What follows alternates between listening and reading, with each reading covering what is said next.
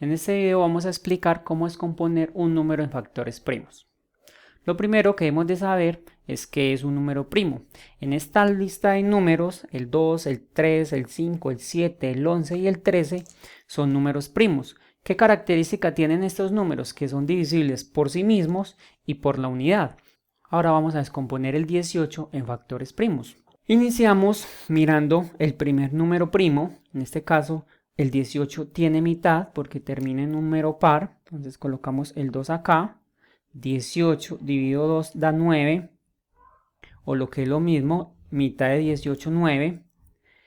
Veamos si el 9 tiene mitad, el 9 no tiene mitad, entonces buscamos el número primo siguiente, en este caso el siguiente es el 3, el 9 es múltiplo de 3, es decir que el 9 se puede dividir entre 3 y da una división exacta, tercera de 9 da 3, en este caso sería 3, 3 dividido 3 da 1, cuando encontramos el número 1 acá, después de hacer las divisiones sucesivas, se puede concluir que ya hemos terminado de descomponer el número en factores primos.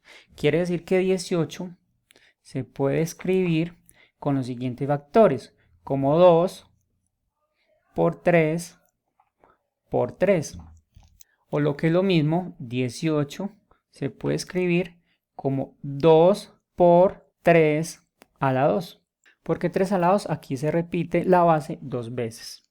Vamos a descomponer el número 20 en factores primos.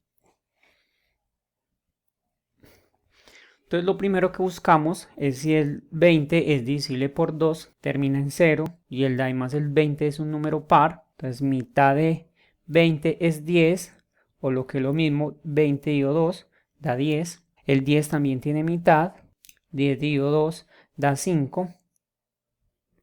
Revisamos si el 5 tiene mitad, el 5 no tiene mitad, además es un número primo, o sea que se puede ir solo por 5. Quinta de 5, 1, o lo que es lo mismo, 5 dividido 5, 1. Es decir, que 20 se puede escribir como 2 por 2 por 5, o lo que es lo mismo, que el 20 se puede escribir como 2 a la 2 por 5. ¿Por qué 2 a la 2? Aquí se repite la base dos veces y se expresa 2 a la 2. Vamos a descomponer el número 108. Entonces, para descomponer el número 108, revisamos el primer número primo y vemos que el 108 tiene mitad porque termina en número par, es decir, que es divisible por 2. Aquí es claro que si la mitad de 108 es 54, pero hay otra manera fácil para poder dividir el número en mitad. Por ejemplo, miramos estos dos números y nos damos cuenta que mitad de 10 es 5 y que la mitad de 8 es 4. El 54 también tiene mitad, o sea, el primer número primo, mitad de 54. ¿Cómo hago yo para buscar la mitad de 54? Fácil. Mitad de 5 no tiene, entonces busco un número más pequeño del 5 que tenga mitad, en ese caso sería el 4, mitad de 4, 2. Acá me queda una decena, esa decena se la sumo a estas 4 unidades y me quedan 14 unidades. La mitad de 14 es 7.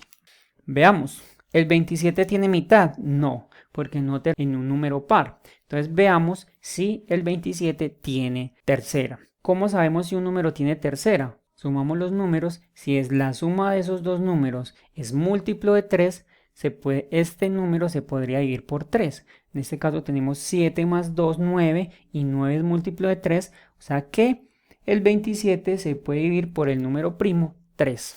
Tercera de 27, 9, el 9 es múltiplo de 3, 3 dividido 3 da 3, 3 es un número primo, o sea que se puede ir solamente por él. Tercera de 3, 1.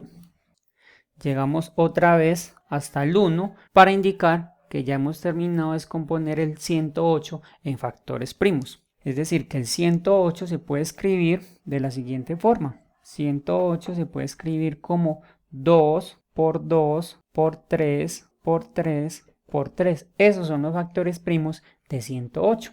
Pero 108 de forma resumida o en forma de potencia se podría escribir también como 2 a la 2 por 3 a la 3. Vamos a continuar con un ejemplo más. En este caso vamos a descomponer en factores primos el número 1024. Iniciamos mirando si tiene mitad. El 1024 tiene mitad porque es un número que termina en 4, que 4 es un número par. El procedimiento que yo sugiero es este: empezar de este lado, mitad de 10, 5, luego mitad de 2, 1, mitad de 4, 2. Quiere decir, la mitad de 1024 es 512. 512 también termina en un número par, es decir, que se puede dividir por el número primo 2.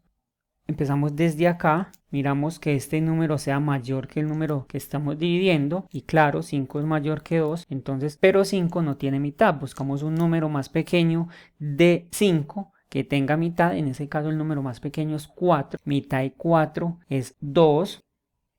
Aquí me quedó una centena, esa centena se la sumamos a esta decena, me quedan 11 decenas, mitad de 11 no tiene. Buscamos un número más pequeño de 11 que tenga mitad, en ese caso sería el 10, mitad de 10, 5, vuelve y pasa, aquí me queda una decena, esa decena se la sumamos a estas dos unidades, me quedan 12 unidades, la mitad de 12 es 6. En este caso 256 es un número par, es decir que se puede dividir por 2.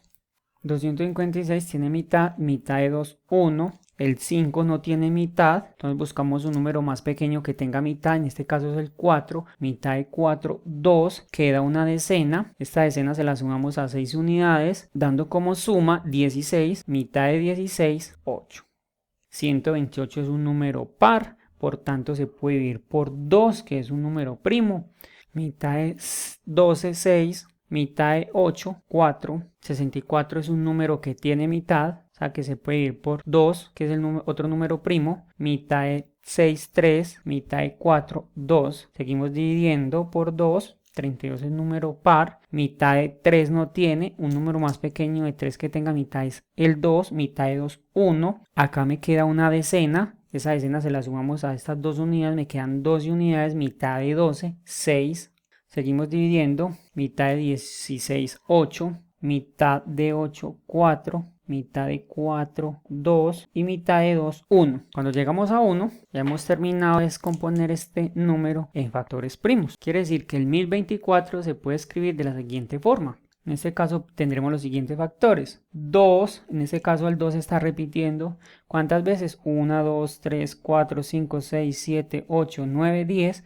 sea que 1024 es 2 a la 10. ¿Les resultó útil e interesante mi video? Compártelo y denle clic en me gusta.